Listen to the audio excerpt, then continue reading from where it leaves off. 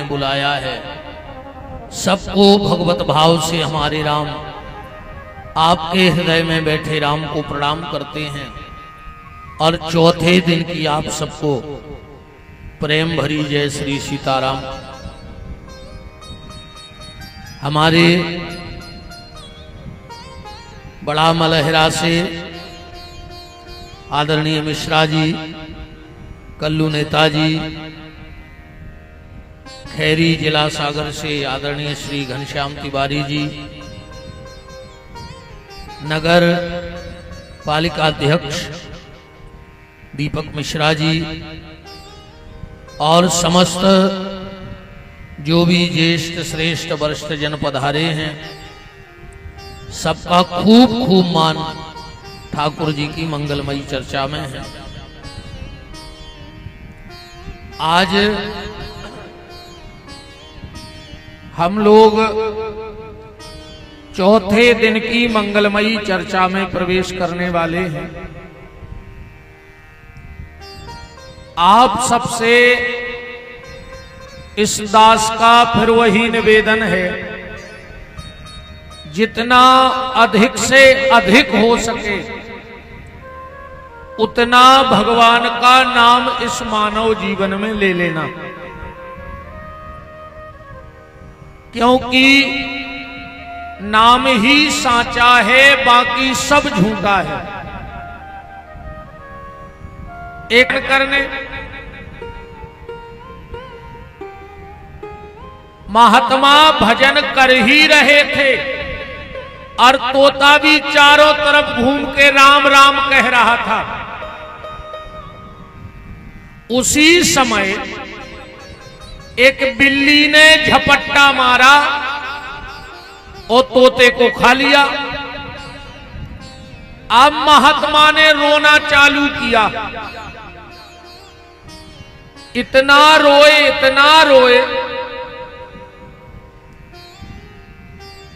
कि किसी के समझाए समझे ही ना। सबने कहा आप तो महात्मा हो, एक मिट्ठू से आपको इतना प्रेम, तो मैंने हरे राम कहा। ऐसा ना हो जाए कि जब काल रूपी बिल्ली मेरी गर्दन पकड़े तो मेरे मुंह से हरे राम की जगह हाय हाय ना निकलने लगे। मुझे अपनी जिंदगी की चिंता लग गई है। प्यारे, भगवान से प्रार्थना करो कि बाके बिहारी जीवन भर हम आपका नाम लेंगे, पर पूरे जीवन के नाम का जो पुण्य मेरा बना हो, बस इतनी कृपा कर देना कि आखिरी में हम आपको याद कर पाए चाहे न कर पाए, पर आप हमारी याद कर लेना तो हमारा बेड़ा पार हो जाएगा। क्योंकि आखिरी में भगवान की याद नहीं आए, पूरे घर के घेर जे हैं, कहो दादा हरे राम हरे, दादा कहो हरे राम हरे। ओ दादा कह रहे अरे मरे, अरे मरे। दादा के बाप ने नहीं कही कब हरे राम हरे। आखिरी में मुंह में से कैसे निकल जाए। ये संत ऋषि मुनि ज्ञानी ध्यानी पूरे जीवन भर इसलिए भजन करते हैं कि मृत्यु के समय भगवान की याद आ जाए, आदत पड़ जाए। क्योंकि अंत में भगवान की खबर नहीं आती, माया बिल्कुल मूल पे चढ़ी रहे थे। आखिरी में आदमी कहते तन्ना बड़ी बहू घुबुला दे, तन्ना मोड़ी घुबुला दे, तन्ना नाती बुला दे। इन्हीं को देखा तो मरवे के हो गए। अब ये पूरे घेर जैसो तुम बच जाओ का? कम से कम आखिरी में ही भगवान को नाम ले ले। पूरी जिंदगी नहीं में बिते रहे।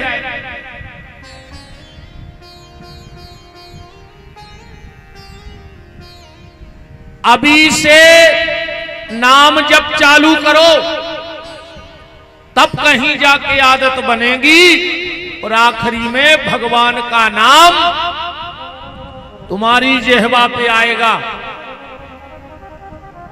भगवान कृष्ण से एक बार अर्जुन ने प्रश्न किया कि भगवान, मेरे मन में एक जिज्ञासा है। भगवान बोले बताओ अर्जुन क्या बात है। बोले प्रभु, जो पूरे जीवन आपका नाम लेता है और किसी प्रारब्ध के कारण आखिरी में आपका नाम नहीं ले पाता, क्योंकि जन्म जन्म मुनि जतन कराही और अंतराम कहूं आवत नाही। तो भगवान, जिसने पूरे जीवन आपका नाम लिया और आखिरी में आपका नाम नहीं ले पाया, तो क्या उसकी गति नहीं बनती? उसकी क्या स्थिति होती है? कई बार हम लोगों ने भी देखा, आदमी ने जिंदगी भर भजन करो और आखिरी में कहो बकबंद हो जाए, ऊपर 2-3 दिन बकबंद धरो रे और मर जाए, तो आखिरी में तो वो नाव ले नहीं पाओ, तो कहो के जीवन को भजन व्यर्थ चलोगा। कई बार हम ये भी देखते हैं कि अस्पताल में भर्ती हो गए, डॉक्टर ने वो बेलों के समूसी का धर दा मुंह पे, वो ढक्कन से नहीं धर दे, अरका वही पे धरे धरे मर गए, तब वो तो भजन कर नहीं पाए। अर्जुन ने कहा भगवान ये बताओ उस व्यक्ति की स्थिति क्या बनती है? और भगवान का जवाब सुनना प्यारे। भगवान कहते हैं अर्जुन, जो जीवन भर मेरा नाम लेता है और किसी प्रारब्ध के कारण वो मेरा नाम नहीं ले पाता, तो अर्जुन मैं उसका भजन व्यर्थ जाने नहीं देता। जितनी देर आखिरी में वो मेरा नाम नहीं लेता, उतनी देर उसके बगल में बैठकर उसके हिस्से का भजन मैं कर देता हूं, पर उसकी अधोगति नहीं होने देता। पर इसके लिए तुम्हें भजन करना पड़ेगा। तुम अपने हिस्से का भजन कर लो, फिर तुम्हारे हिस्से का भजन भगवान करेंगे, पर तुम्हें अपने हिस्से का तो करना ही पड़ेगा। पर आज के आदमी से तो दद्दा,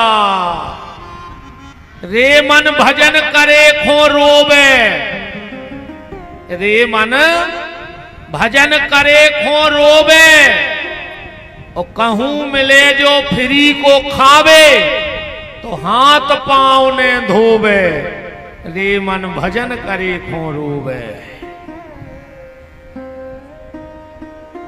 अब इतने होर्डिंग पंपलेट लगे, अब बलदेवगढ़ की जा हालत है भीड़ की। अब ये खल्ला दे दे कि तैसे 2 किलोमीटर दूर भंडारो है, तो रिश्तेदार तक बुला लेता आदमी, खावे खो मरो जा रो बस आज को आदमी। रे मन भजन करे खो रोवे, कहूं मिले जो फ्री को खावे, तो हाथ पांव ने धोवे, रे मन भजन करे खो रोवे। कहूं होए जो राई दिवारी, सो रात भरे ने सोवे, रे मन भजन करे खो रोवे। और कहूं होए रामायण गीता, तो दिंडू वे से सोवे, रे मन भजन करे खो रोवे। अकेलो भजन नहीं हो रहा आदमी से, बाकी सब, अरे भैया अपने हिस्सा को नाव ले डालो, वरना गड़बड़ हो जाए। अच्छा भगवान अपनो काम तो तुमसे ले ही ले है, उसे तुम भग नहीं सकत। कहां नो भग हो भगवान से बताओ। राम की अदालत में होत ना गवाही, चलहे जमानत ने कटहे फरारी, कोड़ी संगे ने जे है खजाने से, हंसा उड़ जे है कोनों बहाने से। बताने पर एक हिचकी में प्राण खड़ जे। अगर ये जन्म में नाम लेके वो कर्जा नहीं चुका रहे तो अगले जन्म में वो काम लेके कर्जा चुका ले। अगले जन्म में तुम्हें बेलवा बना दे, गधा बना दे, कुत्ता बना दे, सो भोंकत रखो के दरवाजा। और जोन जे जिनको ने कथा खोटे में आए, ने कीर्तन खोटे में आए, ने भजन खोटे में आए, ने तीरथ खोटे में आए, कि यार हमें टेम ही नन्या, हमें टेम ही नन्या। भगवान ने कह रहे जो तो भारी पे दो रहे ये बार, अब एक अगली बार बिल्कुल फ्री करें दे रहा है। अगले जन्म में पता है का बन हो, यही बलदेवगढ़ में मर के बन हो कुत्ता। बताओ बलदेवगढ़ के कुत्तों हो का काम है? बताओ कब रिश्तेदारी में गए थे कि कुत्ता याद तक,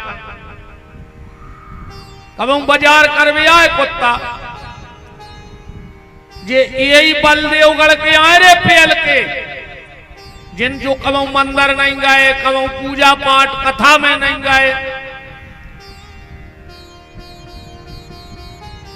अब कुत्तों हो कुछ काम नहीं, अक्सर करके देखियो सबसे ज्यादा कुत्ता कहां मिला? भगवान के मंदिरों पे। काजनो खबर देते रे कि हम पहले जन्म में न गए थे, सो जागत भाई अब तो हम उतना डरे रहे। सो मंदिर तो जाने ही पर है, चाहे कुत्ता बन के जाओ और चाहे आदमी बन के। अब आई हो जो तुम्हारे हिस्सा की पूरी चकोर हो जाए, नहीं यही बलदेवगढ़ में फिर हो खाजवर हो गई। अच्छे तो घल हैं तुम में लठ, भजन कर डारो भैया, नाम ले डारो रे। बिना नाम के सब व्यर्थ है। खूब नाम जप करो ठाकुर जी को और अपने मार्ग पे चलत रहो। तुलसी अपने राम को रीज भजो के खीज, खेत परे में ऊंग है उल्टे सीधे बीज, जैसे बने वैसे नाव लेते रहो भगवान को। एक गांव में एक बाबा जी हते,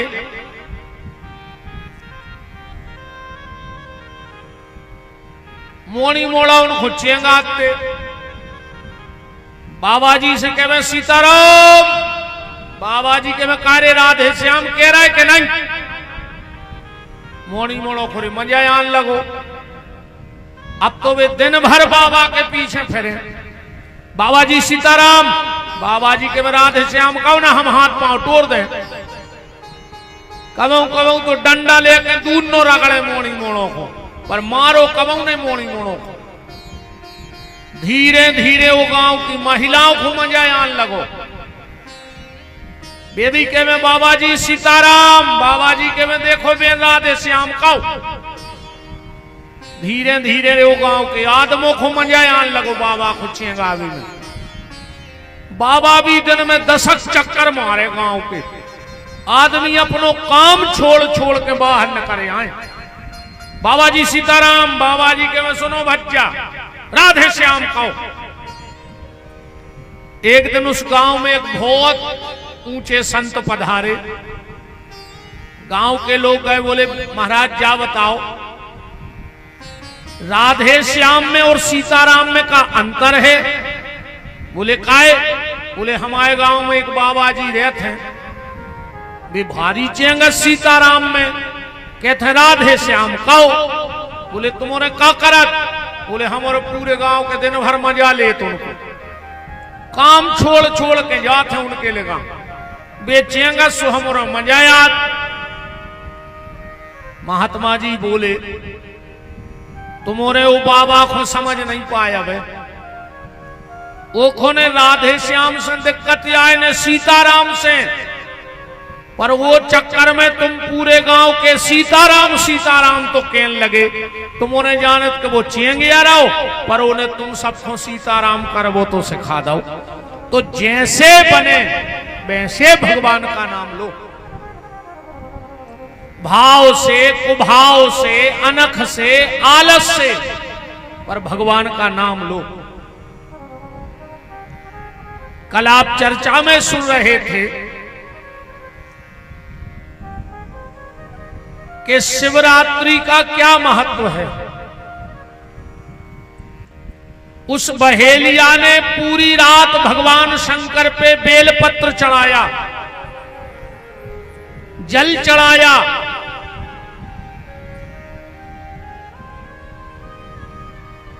ये बेलपत्र और जल कैसे प्रकट हुआ? ब्रह्मा जी नारद जी से कह रहे हैं कि नारद, कृतनमये कृते रत्नमयम लिंगे त्रेतायाम हेम संभवम द्वापरे पादरम श्रेष्ठम पार्थिवम तु कलियुगे।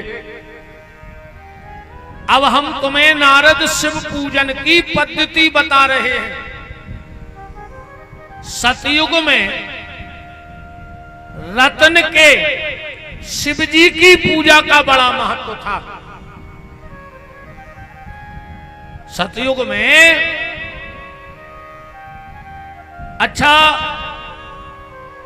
चार युगों को एक विश्लेषण देखो आप।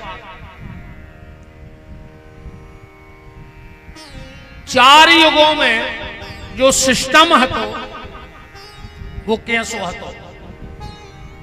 सतयुग में राक्षस अलग लोक में रहते और देवता अलग लोक में रहते। कबहू कबार राक्षसों और देवताओं में युद्ध हो तो कैसे लोग अलग अलग हते।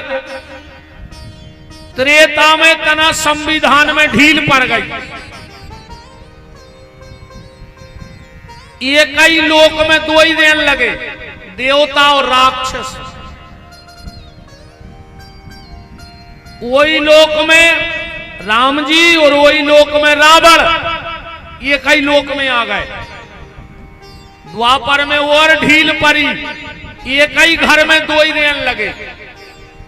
वही घर में युधिष्ठिर होगा और वही घर में दुर्योधन होगा। तो कलयुग में राक्षस कहां रह रहे? ये कई शरीर में रह रहे।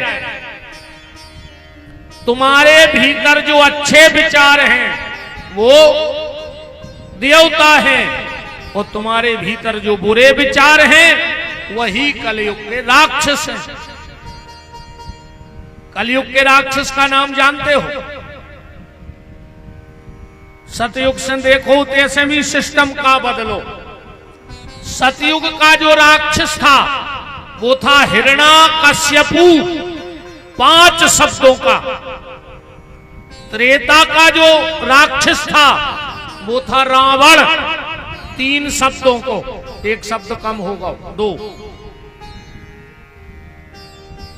फिर द्वापर में राक्षस को भाव कंस, 2 शब्दों को। शब्द कम हो रहा है कि नहीं हो रहा है? वो कलयुग को राक्षस हुआ है, एक शब्द को नाम है। अगर तुम जानत हो कलयुग के राक्षस को, कलयुग का जो राक्षस है वो एक शब्द का है और उसका नाम है मैं। जे के भीतर जो बैठगा हो कि मैं, समझ लियो कि तुम्हारी राक्षस कहा है। मैं ऐसा कर सकता हूं, मैं ये कर दूंगा, मेरे बगैर ये नहीं हो सकता, मैं देख लूंगा, मुझे जानते नहीं हो। समझ जाइयो कि जो ही राक्षस आए रे वो कलयुग को। एक के भीतर बैठ गया मैं। तो सतयुग में रत्न के शिव जी का बड़ा महत्व था और द्वापर में त्रेता में सोने के शंकर जी की पिंडी को बहुत महत्व था। त्रेता में स्वर्ण के शिव जी की पूजा का बड़ा महत्व था। द्वापर में पारे के शंकर जी को बहुत महत्व है। तो कलयुग में मिट्टी के शिव जी को बहुत महत्व है। दो शिवलिंग साक्षात भोलेनाथ हैं। एक तो नर्मदेश्वर जिनको बाणलिंग भी कहा जाता है और दूसरे हैं मिट्टी के शंकर जी। मिट्टी के शिव जी। अब बात आती है कि किस व्यक्ति को कौन सी मिट्टी के शिव जी बनाने चाहिए, तो यहां बिल्कुल पुराण में आया है। मैं बिंदेश्वरी संहिता के दूसरे अध्याय को बोल रहा हूं आपसे। यहां लिखा है कि ब्राह्मण जब भी मिट्टी के शिव जी बनाए तो तना मिट्टी को कलर गोरो सो भाव चज्जे, बहुत जल्दी फल मिलत है ब्राह्मण को। क्षत्रिय जब शंकर जी बनाए मिट्टी के तो ललोय मिट्टी हो तना लाल से कलर हो। वैश्य जब शिव जी बनाए तो मिट्टी को कलर तनक पीलो होए। तो कनिष्ठ जब शिव जी बनाए तो काला कलर मिट्टी का हो, तो बहुत जल्दी फल देने वाले होते हैं भोलेनाथ। अब एक बात विशेष ध्यान से सुन लेना। कई माताएं श्रावण के महीने में, या कई माताएं सोमवार को, या कई माताएं रोज घर में शंकर जी बनाती हैं। 4-6 पिंडी बना ली। अब आजकल तो शंकर जी भी बन रहा है, सो तमाशो मचो है।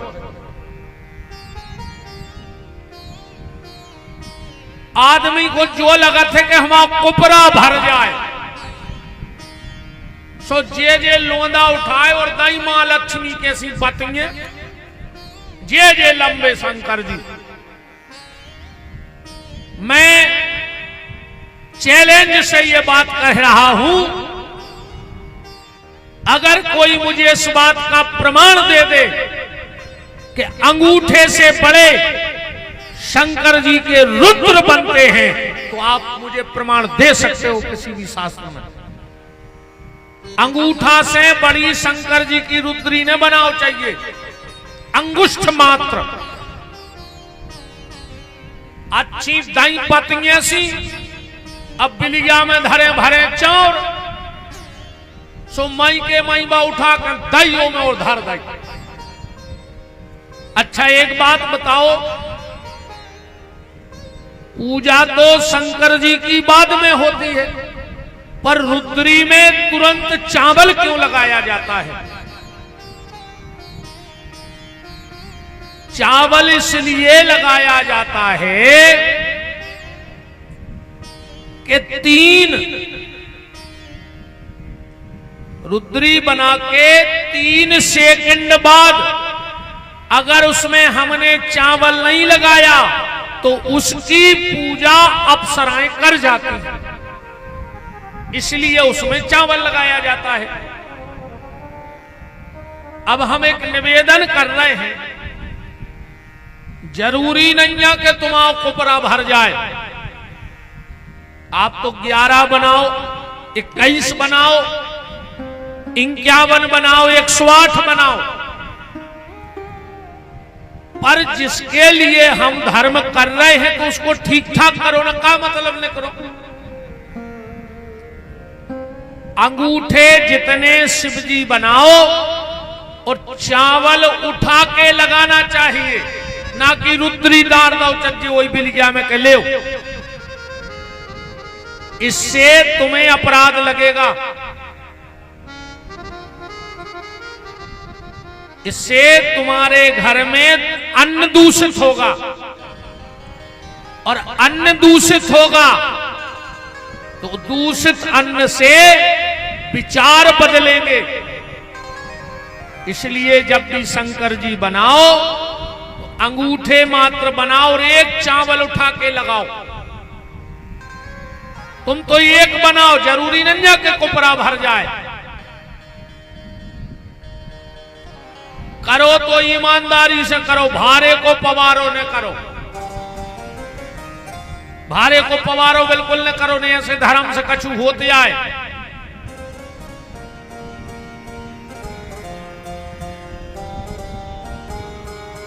अंगुष्ठ मात्र बात जो मैं आपको बताने वाला हूं वो ध्यान से सुनना।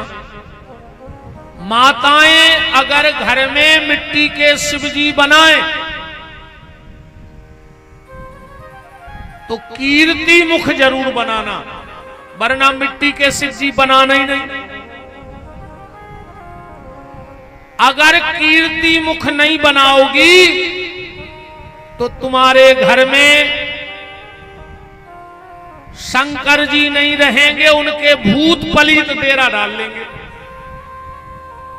अगर कीर्ति मुख नहीं बनाओगी। ये कीर्ति मुख कौन है, जरा सी कथा सुन लो। एक बार देव ऋषि नारद जलंधर के घर पहुंच गए। जलंधर तो समझ गई, वृंदा का पति। वृंदा कौन है?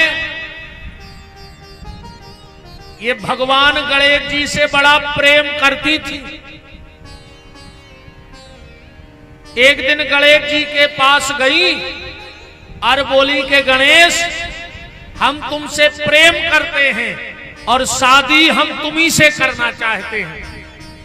गणेश जी बोले कि हमें तो शादी करने नहीं, हम तो माँ बाप की सेवा कर हैं जिंदगी भर। वृंदा बोली कर लो, हम भी तुम्हारे माँ बाप की सेवा करेंगे।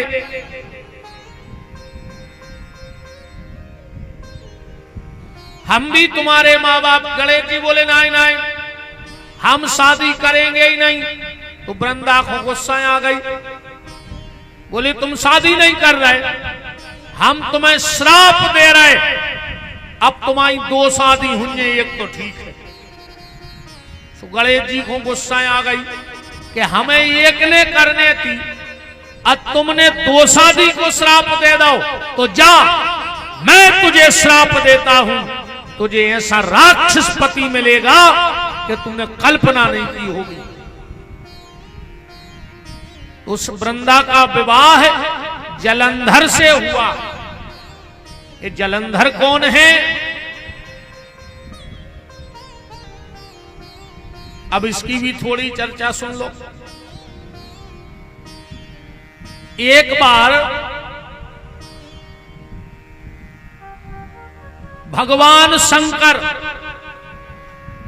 कैलाश से उतर रहे थे अवधूत भेष में। अरे तरफ से जा रहा हो तो इंद्र,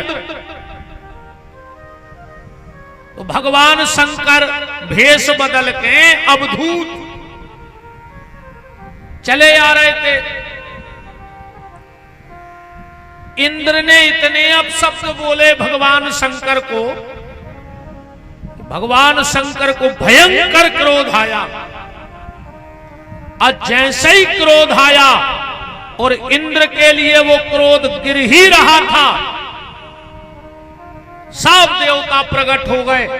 इंद्र से बोले कि ये भोलेनाथ है, मर गया हो, अब तुम जानत नहीं। इंद्र भी चरणों में गिर पड़ा।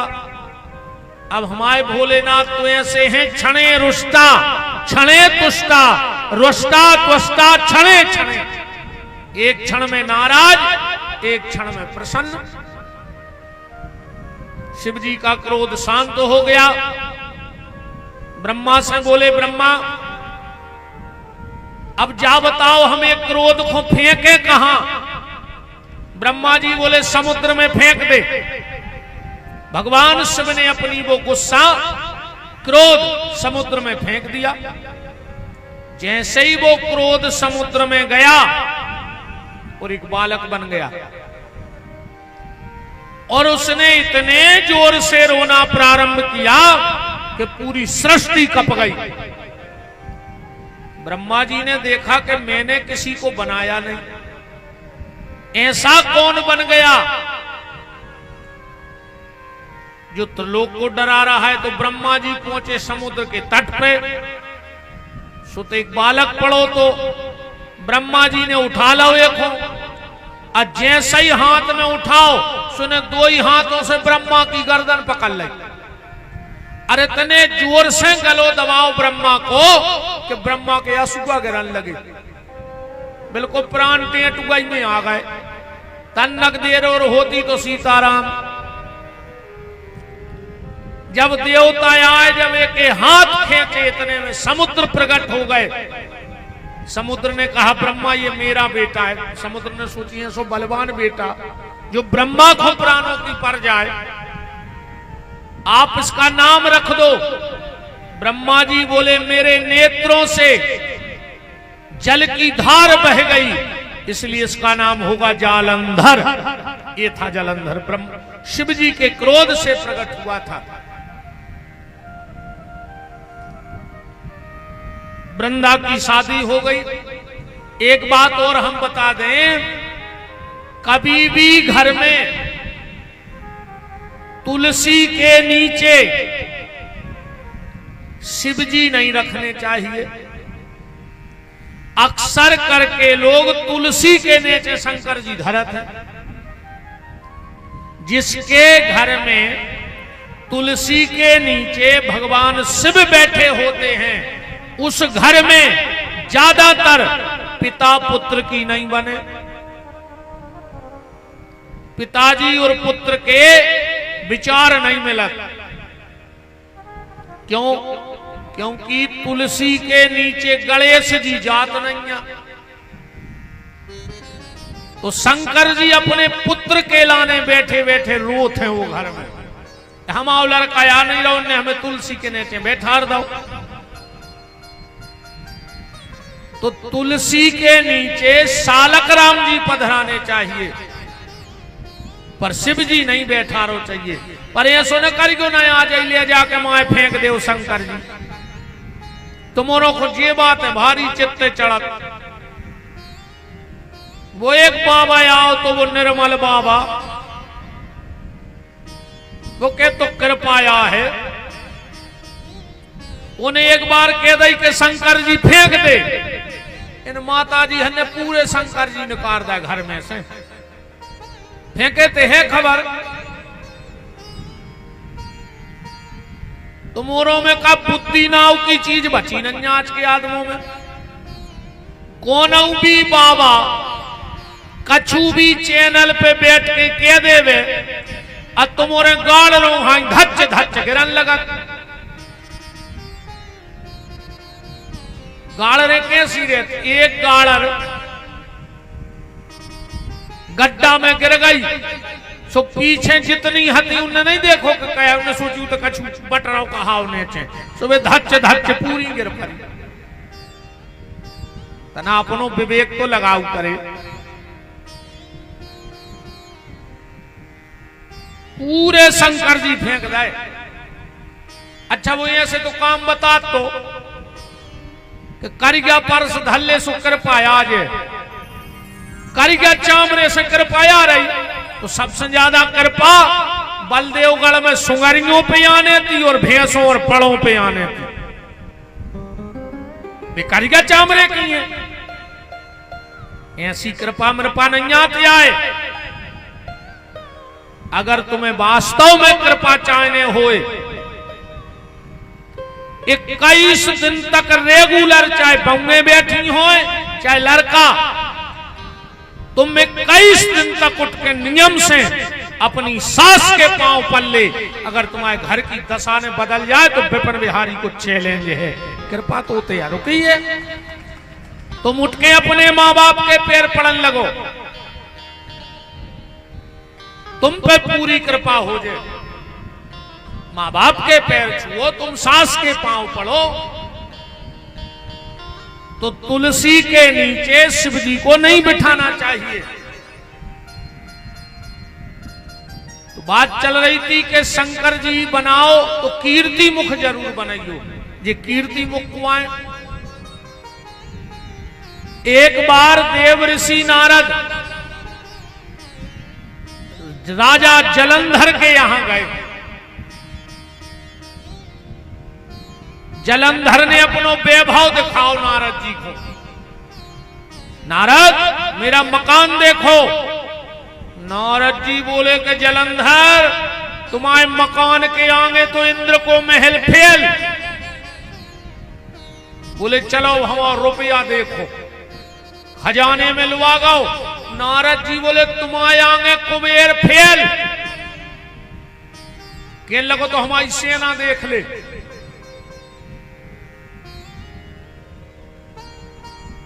बोले तुम्हारे आगे कार्तिकेय जी भी फेल। जहां नारद जी को लुआ जाए, नारद जी सबसे आगे जलंधर कर देवे और सबको फेल कर देवे। जलंधर भारी खुश के मोरो तो नंबर लग गए रे फर्स्ट, हर चीज में हम आगे। आखिरी में जलंधर लुआ गो घरे। कहने लगो जा हमारी पत्नी। नारद जी कहने लगे थे तुम फेल। बोले काय? बोले जितनी सुंदर पत्नी भगवान शंकर के हैं उतनी तुम्हारे नन्या। अब जो तो राक्षस तो इन्हें सोची यार हम एक ही जगह दूसरे नंबर पे आ रहे पत्नी के मामले में। इन्हें तुरंत राहु से कही राहु जाओ और उस शमशानवासी सबसे कहना कि जलंधर ने तुम्हें आई पत्नी मंगाई है। अब बाबी हमारे घरे रहे, हम सबसे आगे रे में। जब राहु गया कैलाश, भगवान से बैठे थे समाधि में। इन्हें जाके इतने अब शब्द बोले पार्वती के खिलाफ। अब शंकर जी तो आंखें मूंचे बैठे। जब बहुत देर हो गई तो बीच में से कैलाश फट गया। एक दिव्य गण प्रकट हुआ और जैसा ही कैलाश फटो तो शंकर जी की समाधि भी खुल गई। शिव जी ने उस गण को देखा। बोले रुक जाओ। उस गण ने कहा भोलेनाथ बहुत देर हो गई, ये मेरी माता के खिलाफ 1 घंटे से अब शब्द बोल रहा है, अब मैं से मार डालूंगा। शंकर जी बोले पहले पूछो तो बात क्या है।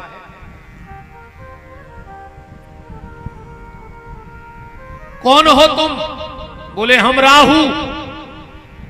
शिव जी बोले कि मेरी पत्नी के खिलाफ अब शब्द काय बोल रहा है? बोले हम नहीं बोल रहा है, जलंधर ने जो जो कुआई हमने कह दी, हम तो सेवा का है। भाई जैसे कौन तुम्हें चिट्ठी लिख के डारे अरो में लिख दे बेगारी, और जब पोस्टमैन ले आए चिट्ठी, ऐसे नहीं बैठ रहे, चिट्ठी पढ़ के और तुम कहूं पोस्टमैन में लठ देवे लग जाओ तो पोस्टमैन की क्या गलती हो? में भाइयों को तो काम है तो खबर दे, वो सुन दे दई।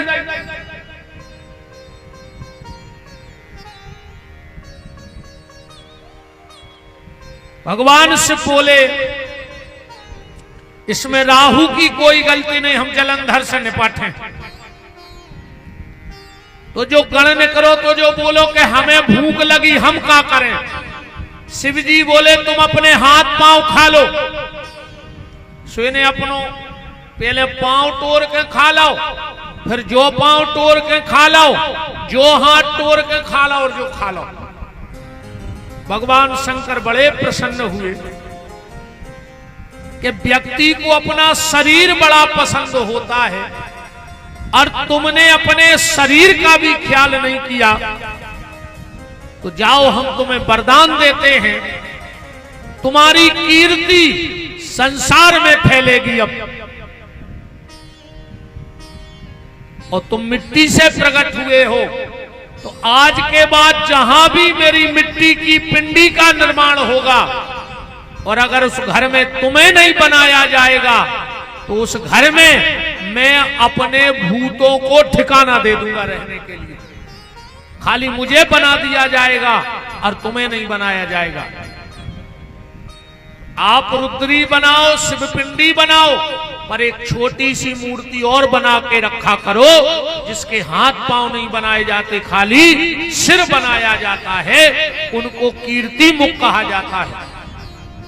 और जहां भी पंडित जी लोग शंकर जी बनाऊ थे तो वे कीर्ति मुख जरूर बनाऊ थे, मंत्र से पूजा भी करवाऊ थे। ध्यान से कबू शंकर जी बने तो पूछो कि जो काय पंडित जी तुमने कीर्ति मुख बनाए, वे कहे हाँ जी बने। पर बिना कीर्ति मुख बनाए घर में अकेली रुद्री नहीं बनानी चाहिए।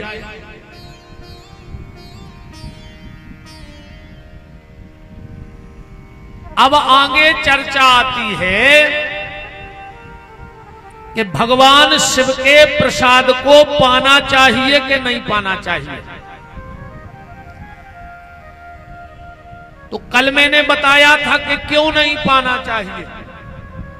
बताया था कि सती ने शंकर जी को श्राप दे दिया था कि जो आपका प्रसाद पाएगा वो कुत्ता बन जाएगा। बताया था कल की कथा में कि नहीं बताया था? है खबर के नहीं? जो महाराज हमें अब्बाई की नहीं है, तुम कल की दाएं, तुम तो लगे रहो नहीं। जो हमें अबाई की खबर नहीं है, तुम कह रहे कल की, तुम तो सुनात रहो, साहुन लगो है सो अपन को तो नहीं। राम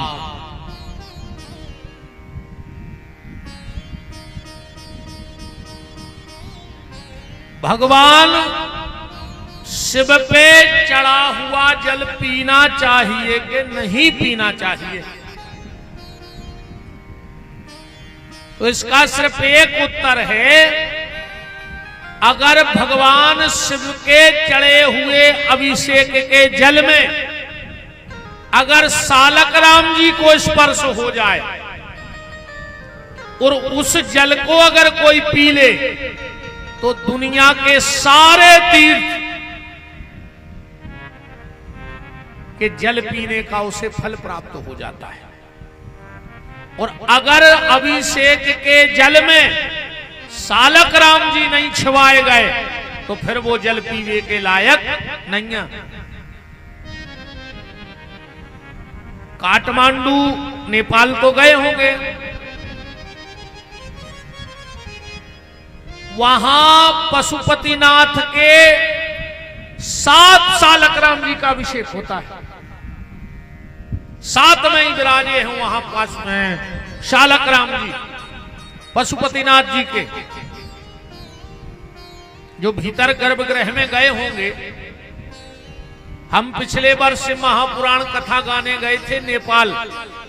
आप हमारे YouTube पे देखना, इतना भर बोलना कि विपिन बिहारी नेपाल कथा, तो पूरी नेपाल की शायद 7 या 9 दिन, हमें याद नहीं, बिल्कुल वहीं मंदिर के बगल में बैठ के कथा गाई थी।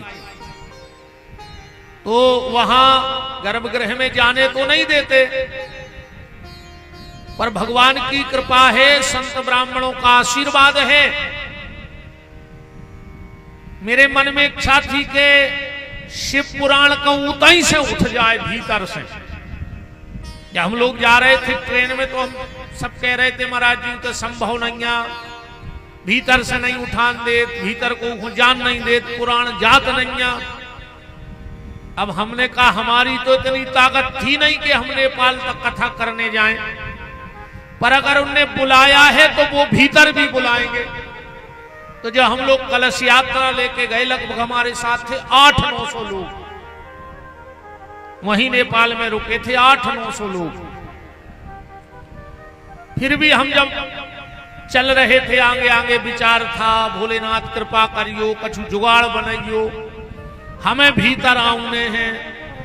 और जैसे ही हम लोग वहां पहुंचे तो वहां के जो प्रमुख पंडित जी थे वो निकल के आ गए, बोले लाओ ग्रंथ भीतर रख दे, स्पर्श करा दे। हमने कहा बन गौ काम। जब ग्रंथ भीतर गौ है तो अपन को भी मौका मिल है। वहां पुराण रखा, हमने कहा महाराज जी उठा लाए, बोले चले जाओ। तो बिल्कुल अंदर जाने का सौभाग्य पशुपतिनाथ जी के यहां मिला। अकेले रामेश्वरम में नहीं जा पाए हम अब भीतर तक, बाकी तो भगवान की कृपा से एक ज्योतिर्लिंग रह गए हैं केदारनाथ जी, बाकी कहते हैं 12 ज्योतिर्लिंग हैं, पर 12 के 14 हैं। कितने ज्योतिर्लिंग हैं? 14। वैद्यनाथ 2 हैं, वैद्यनाथ जी कहते हैं 2, और केदारनाथ और पशुपतिनाथ, जब इन दोनों का दर्शन कर लो तो एक ज्योतिर्लिंग के दर्शन का फल कहा जाता है। अगर तुम केदारनाथ हुआ है और पशुपतिनाथ नहीं गए, या पशुपतिनाथ हुआ है और केदारनाथ नहीं गए, ये 2 एक ही आए तो 13 तो हो गए भगवान की कृपा से। केदारनाथ जावे की अब का बद्रीनाथ 2 बार कथा करे आए,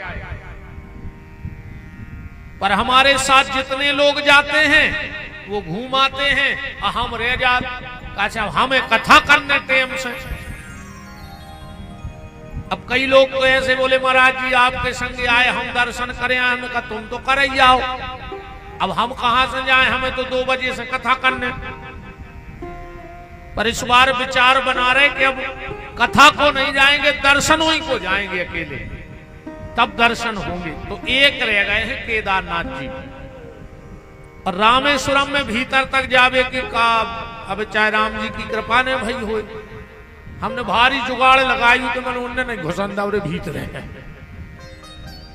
हाँ हम विश्वास है कि एक बार तो हम छीके आ हैं उनको, इतो तो हमें भीतर बार हम कह देते कि का होने का नहीं होने।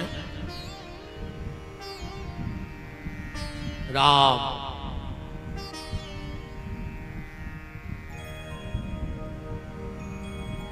तो बात चल रही थी सालक राम जी का स्पर्श अगर उस जल में हो जाए तो वो जल पीना चाहिए, इसी से महापुराण में लिखा है। और अगर स्पर्श ना हो तो वो जल नहीं पीना चाहिए। बोलो वृंदावन बिहारी लाल की।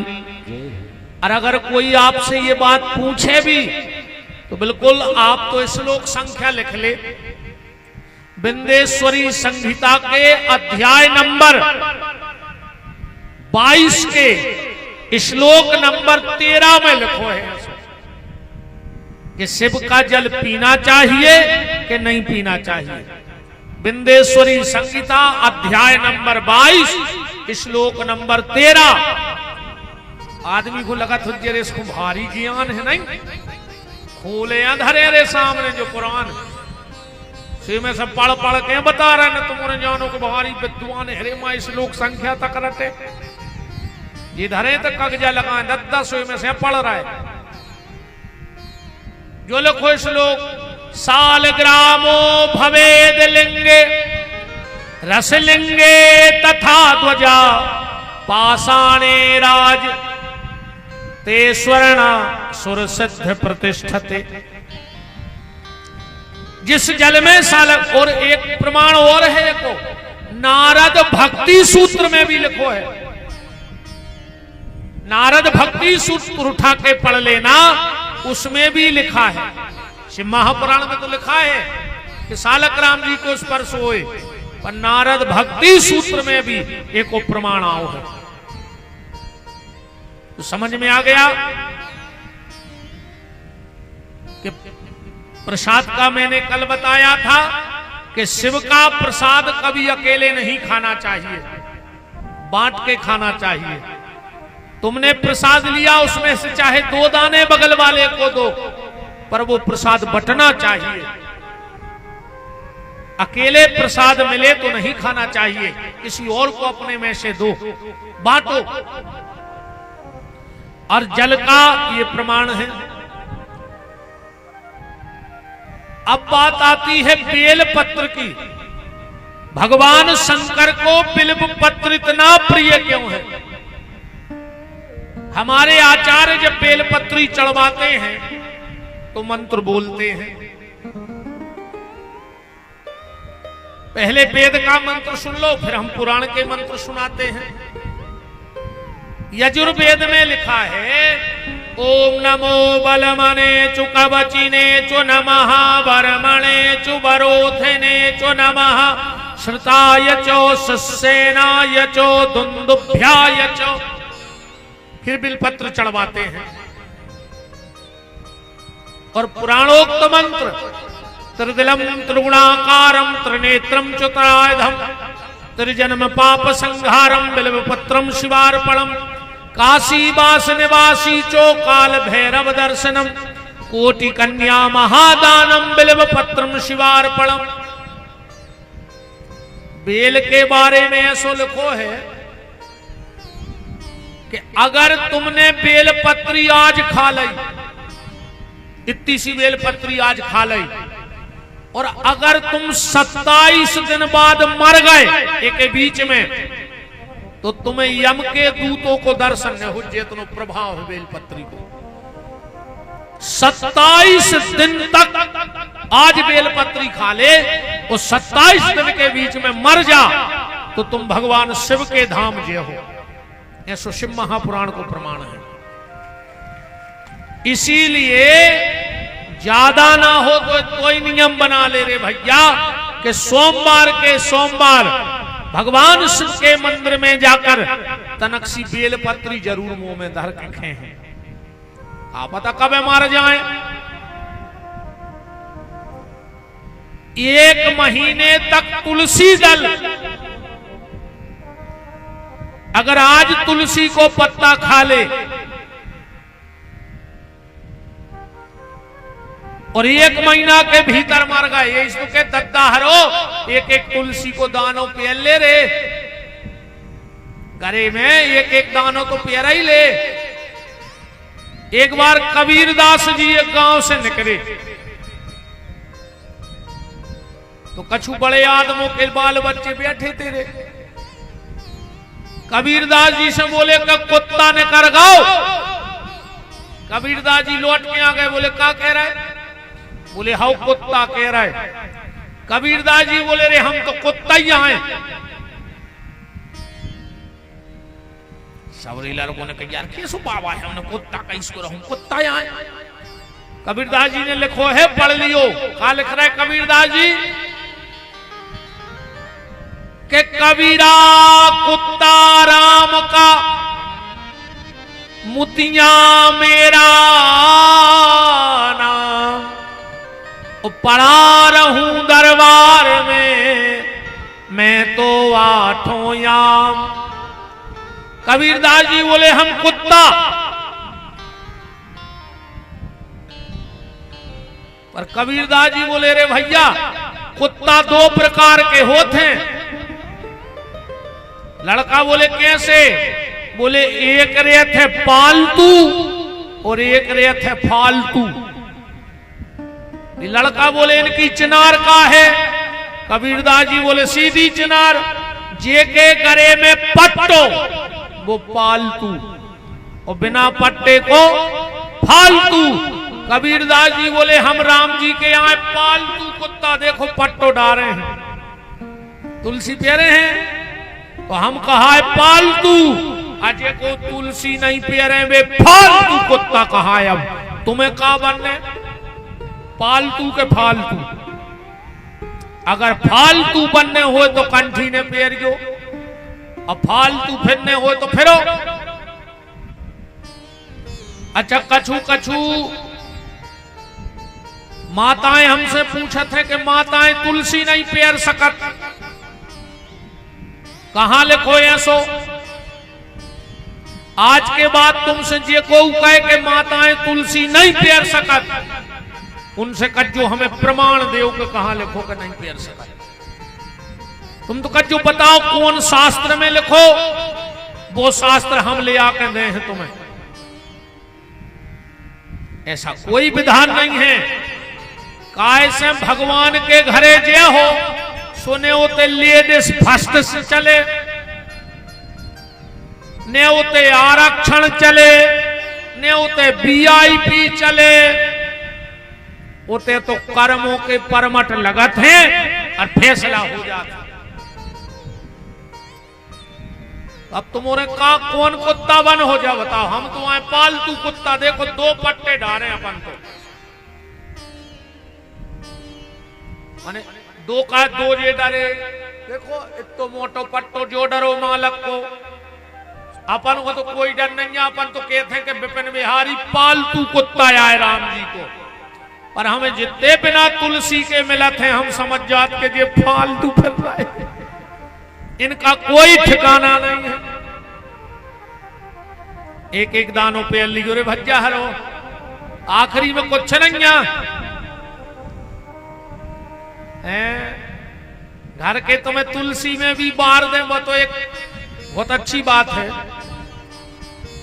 स्कंद पुराण में लिखो है कि पापी से पापी आदमी भी मर जाए, अको तुलसी को नाखून बराबर लकड़िया भी की चिता में गिर जाए तो की गति बन जाती। तो बताओ रे, जब इतनी सी लकड़िया मरे आदमी को तार रही हो, कहूं जिंदा ने पेल रही होती, बताओ तो आदमी को शर्म लगत है रे। टीका लगाए में शर्म लग रही, बताओ तो कितने बैठे इनको शर्म ये लग रही टीका लगाए में, जब तो लगा के नहीं आए। बिना टीका को सनातनी कैसे आए पता है? बिना तिलक को हिंदू ऐसो कहाओ कि घरवारी को घरवारो जिंदा है और वो मांग भरवे में शर्म लग रही है। वो नारी के दुर्भाग्य को का कहीजे है कि जे को घर बारो जिंदा होए और वह मांग ने भरत हुए। आजकल तो मांग भी ऐसी भरी जान लगी कि दिखाए ने इतो सो बूंदा लगा लेते। अरे राम राम, ये फैशन में लग जाए लोग हर गया।